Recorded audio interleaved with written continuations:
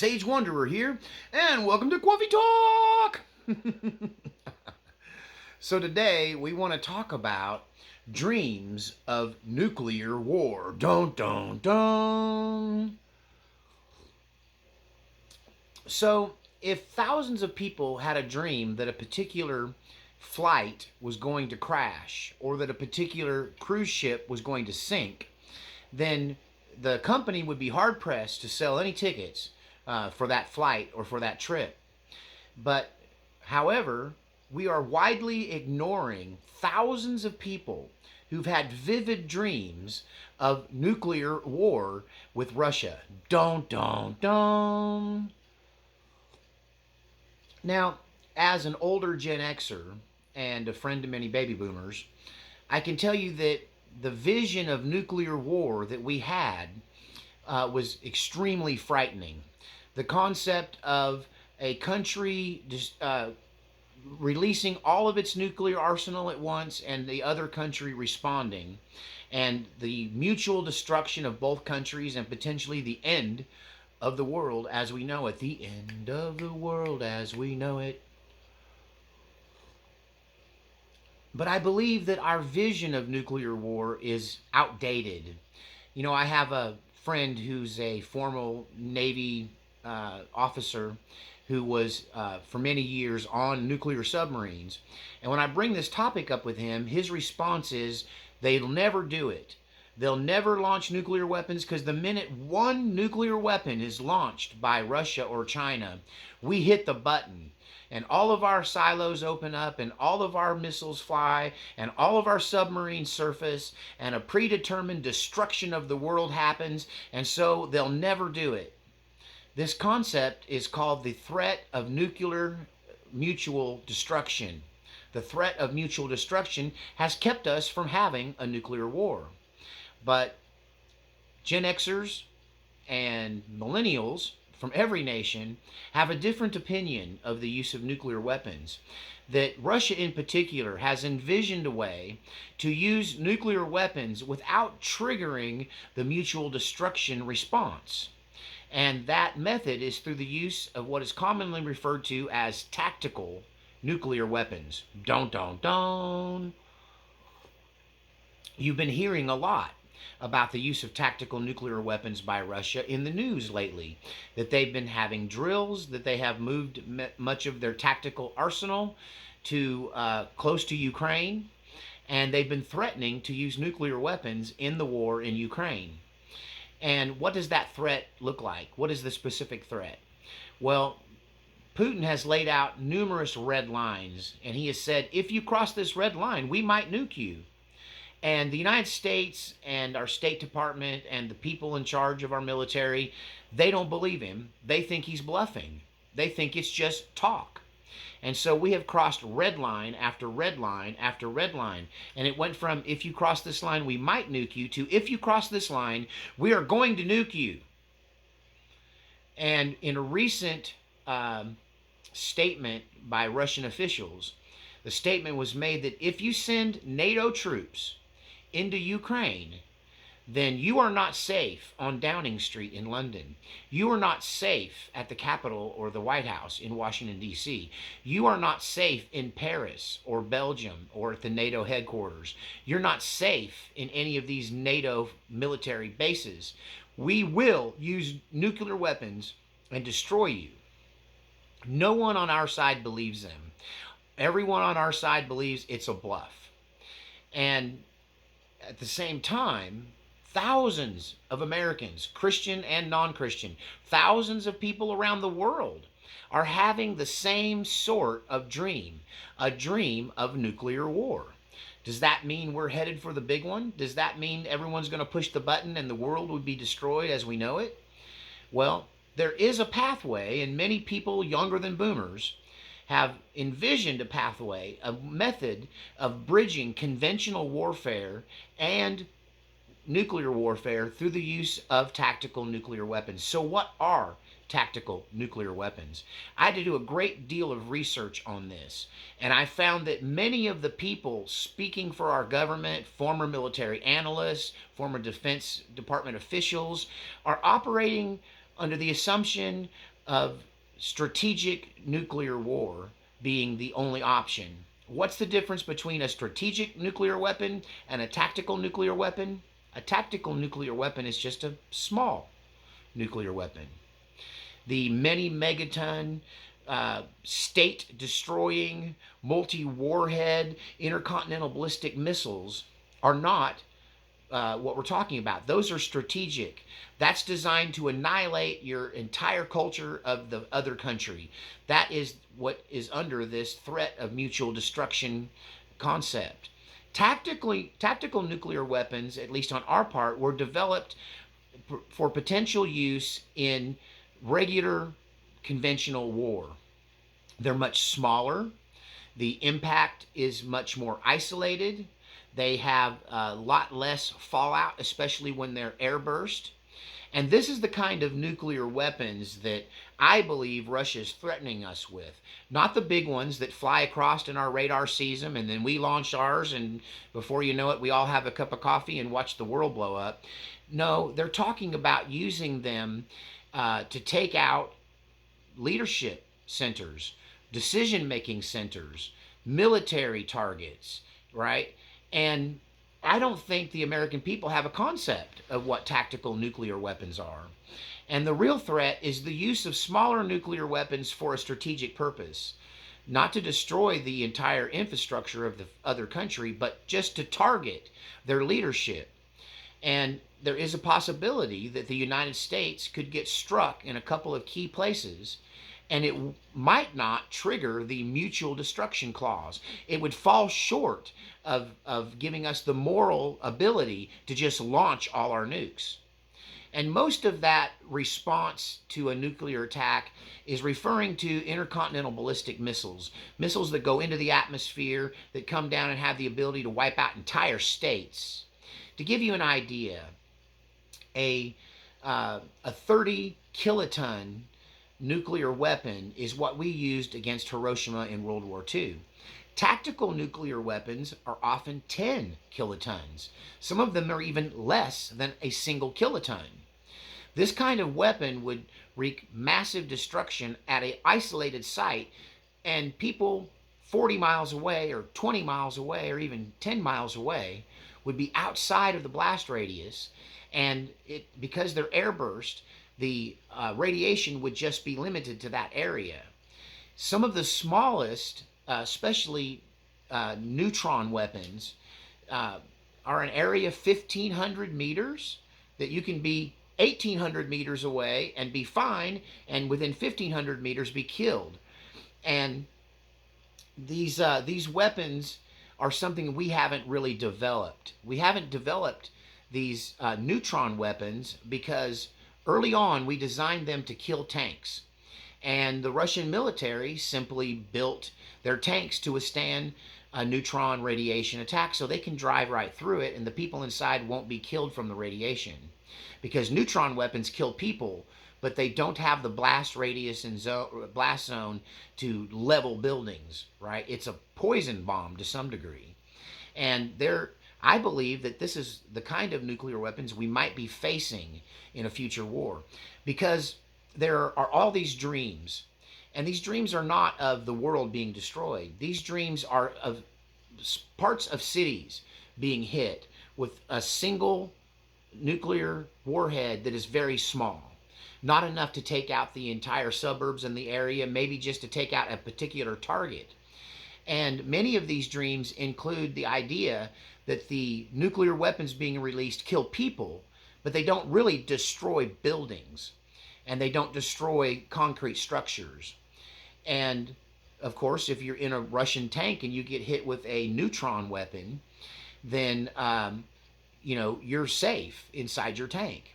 And neutron weapons wouldn't be enough of a blast zone to kill a human being who's unprotected.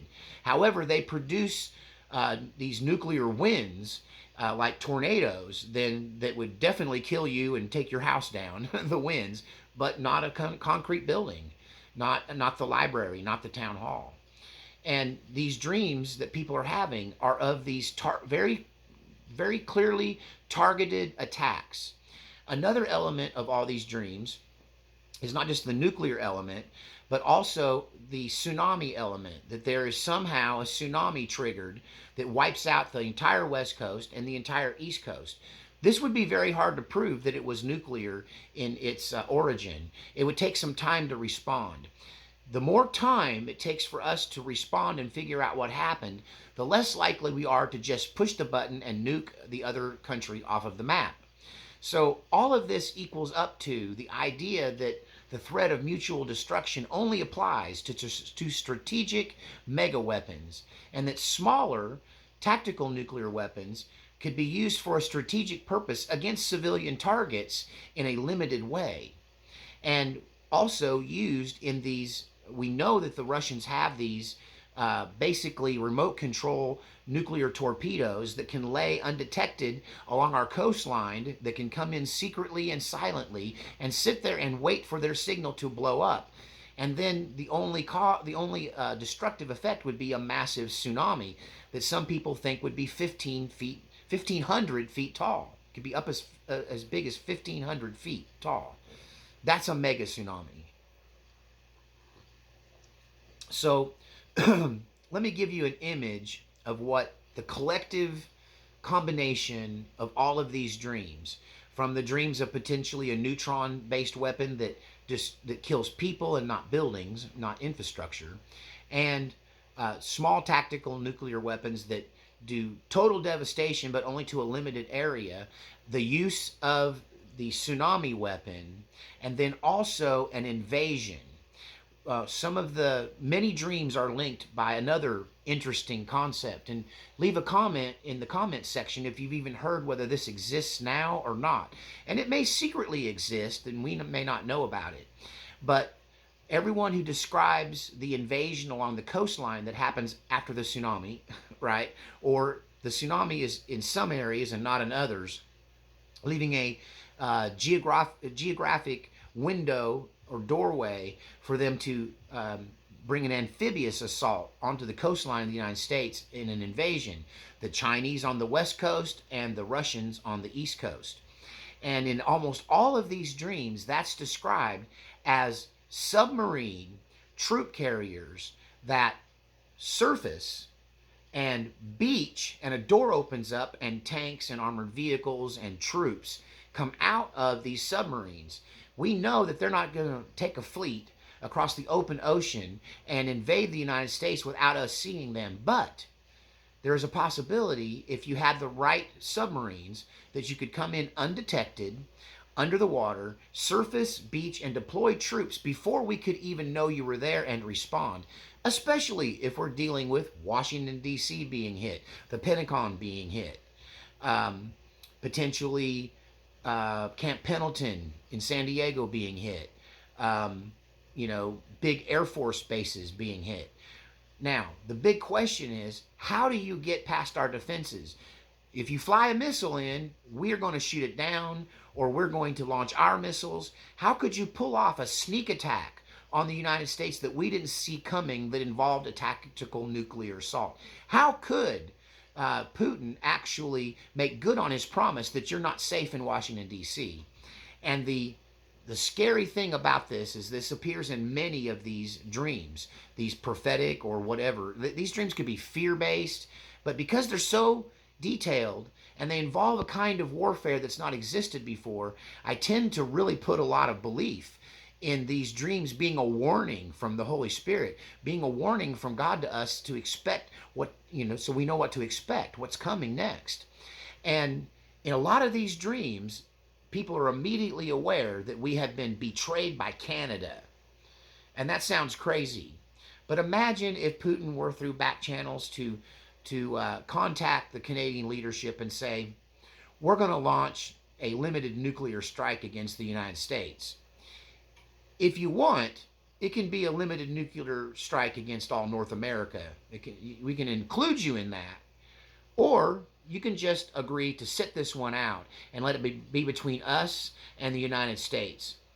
And if you agree and you let our aircraft fly through your airspace without reporting and telling on us, then we won't bomb you.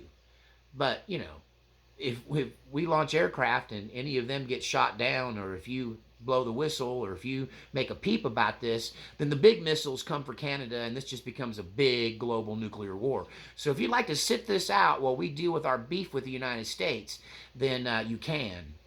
And in the dream, in these dreams that people are having, that's how the sneak attack happens. It's aircraft that hit the New York City, it hits Washington, D.C., it hits targets in Virginia, like the Pentagon, targets in Maryland, right? And all of these aircraft come in undetected and unbeknownst to us through Canadian airspace. And that in the dream, there's a distinct understanding amongst the people, the survivors of this, which most of the country, the entire country survives this initial attack. This initial attack is a surprise attack, and it comes from Russian aircraft coming in through Canada. And the Chinese attack comes in through Mexico. And then the tsunamis and the follow-up and the invasion of the coastline. Also, many dreams include paratroopers dropping out of the sky, people looking up and seeing parachutes falling by the thousands and blanketing the country in small towns and suburban areas. And these troops basically coming in and taking control, first killing anyone they see and rounding up the people that aren't combatives and putting them into concentration camps. This is all part of these end time prophetic dreams that people are having. Don't. So is it possible that the United States would allow this level of warfare without pushing the button and causing mutual destruction? And I think the answer might be yes. That if they were to hit Washington, D.C. with airplanes, then we would be inclined to try to match them with a limited strike, say, on Moscow or on eastern Ukraine troops or bases, Russian bases around the world. And that we would be not likely to just nuke Russia off the map, because we'd have to get China too, because if we did that, China would retaliate. So a limited strike against the United States, I believe, would more than likely result in a limited return strike where Moscow might get hit. Areas of southern and western Russia might get hit. Strategic nuclear weapons are not being used in this war, but tactical nuclear weapons are being used for somewhat strategic purposes, not just battlefield use, but to target specific targets without destroying the entire country, or even using a class of weapons that we're unfamiliar with that simply kill the people without destroying the buildings. This is also a theme in these dreams, that this is the kind of weaponry that's going to be used against us, along with the tsunami machines. Now, China doesn't sit this out, that this is a universal across-the-board attack, the beginning of World War III. But short of the full nuclear exchange that we're all afraid of as old Gen Xers and boomers, the stuff that they scared us with, the mutual destruction, is something that they're trying to avoid through the use of these smaller nuclear tactical weapons, which can be 10 kilotons or smaller, even some small enough to, they wrongly call them a suitcase nuke, but they're about the size of a keg of beer. Okay, so a keg-size nuclear weapon, smaller than a kiloton, that could take out a building or a group of buildings, for instance, downtown, Washington, D.C., or Pendleton Marine Base down in San Diego, something like that. And the thing about these small tactical weapons is that they can be deployed through multiple means. You can put them on an artillery shell. You can put them. You can carry them in a truck. You can drop them from a small aircraft. You can. We didn't have any of these smaller nukes in our nuclear submarine arsenal back when my buddy was on these ships, right, on these submarines. But one thing Trump did is he deployed our smaller nuclear weapons that could go onto a cruise missile that could take out a smaller target without triggering that mutual destruction, and he put them on our submarines. So now the boys there have a choice that they didn't have during the Cold War. They can deploy a smaller nuclear weapon, or they can deploy the big one that will destroy an entire metro area. And we have that option. And I think that that strategy is what Russia has really doubled down on.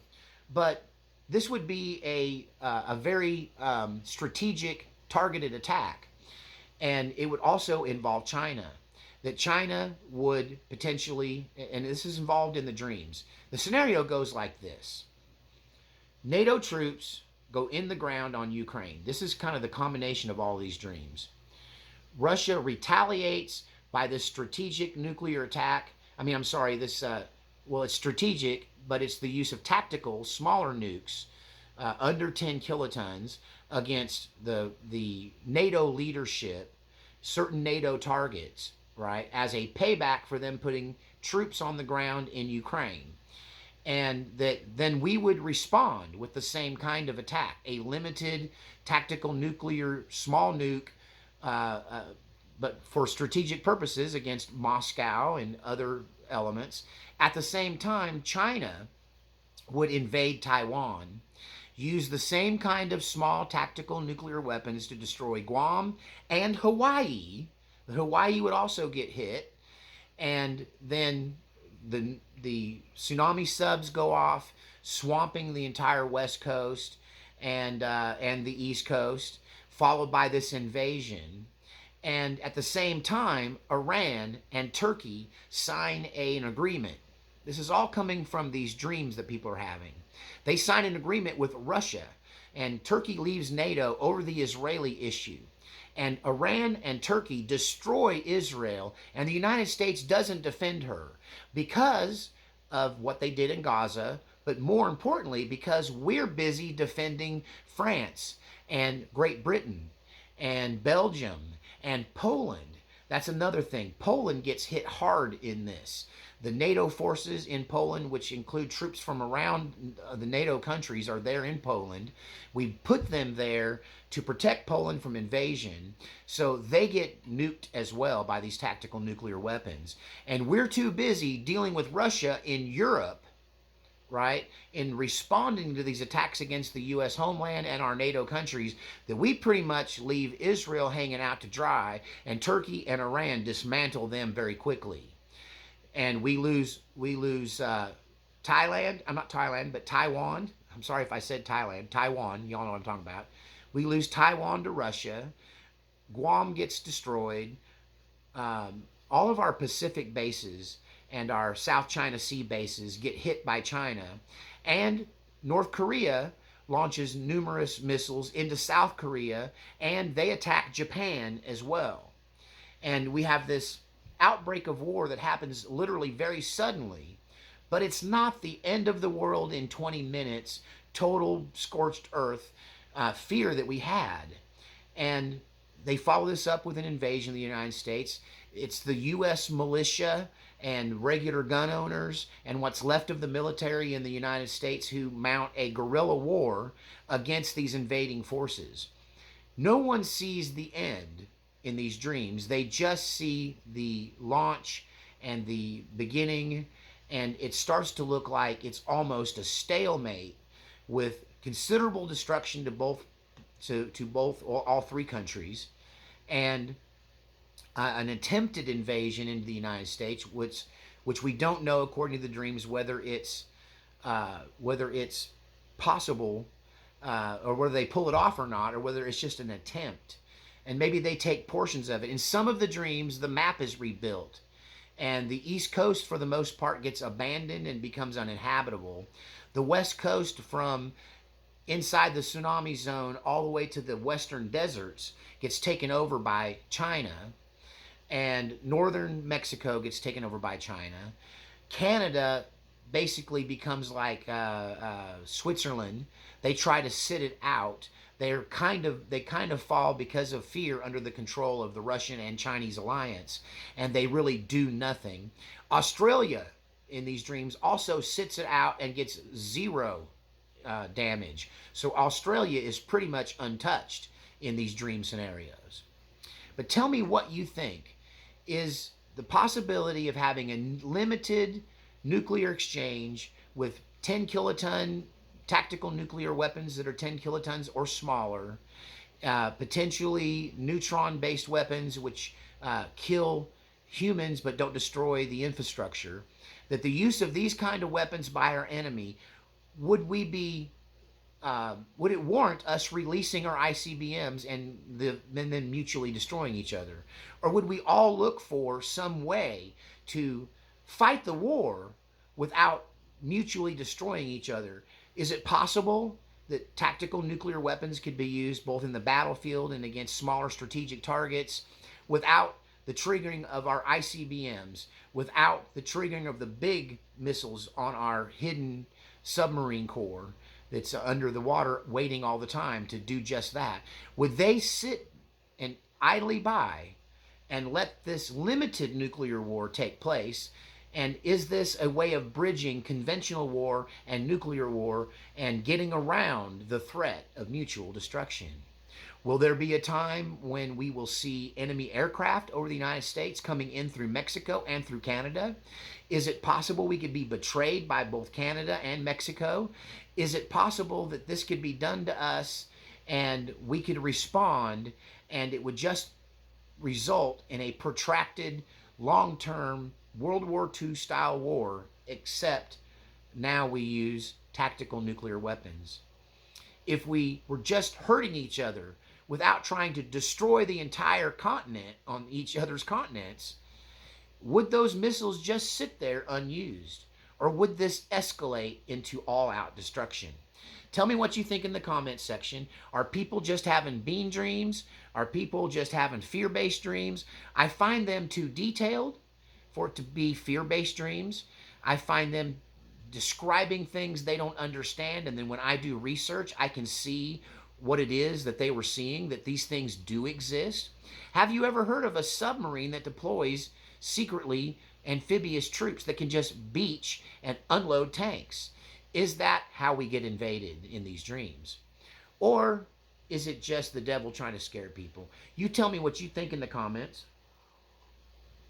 Don't forget to support this channel. I can talk about dicey subjects like this because I'm not monetized. I get all of my support from viewers like you, and my only overhead is to making sure that I can pay the bills around this little cabin in the woods, so I can continue to do the research and the study and the contemplation it takes to predict what might happen in our near future.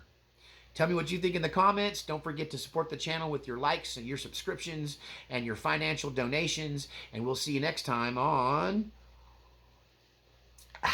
Coffee Talk!